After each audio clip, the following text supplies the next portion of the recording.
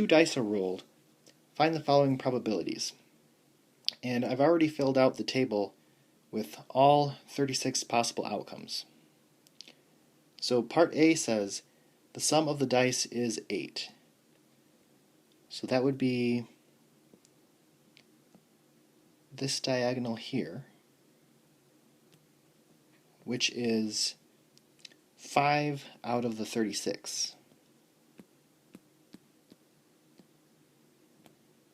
Part B says the sum of the dice is 8, given that the roll was doubles. So we no longer want to look at the entire sample space. We don't want to look at all 36 options, because we know that the roll was doubles. So we only want to look at the doubles.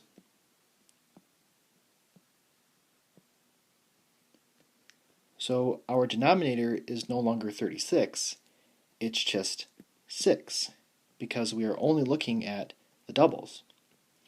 Now, of these 6, how many have a sum of 8? And that would be just this one. So our final answer is 1 out of 6.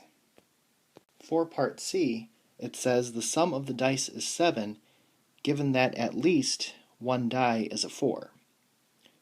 So I don't want to look at all 36 options. I only want to look at the outcomes where at least one die is a 4. So that would be the 4th row, as well as the 4th column. So again, I'm no longer looking at all 36. I'm just looking at these 11. So that is my new denominator. Now, of these 11, how many have a sum of 7?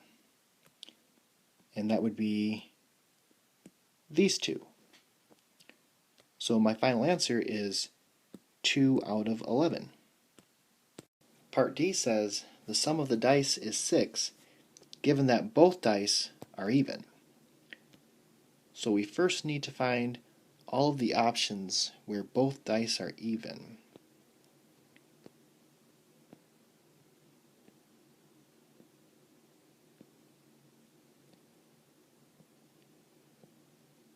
So that is 9 possible outcomes. So we are only looking at those 9. Now, of those 9, how many have a sum of 6? And that would be this one and this one. So just 2 of the 9. The last part says exactly one die is a 4, given that the sum is 6. So I know my sum is 6. So I'm only looking at these 5 outcomes. So my denominator is 5. And of these 5, how many have exactly one die being a 4? And that would be these 2. So my final answer is 2 out of 5.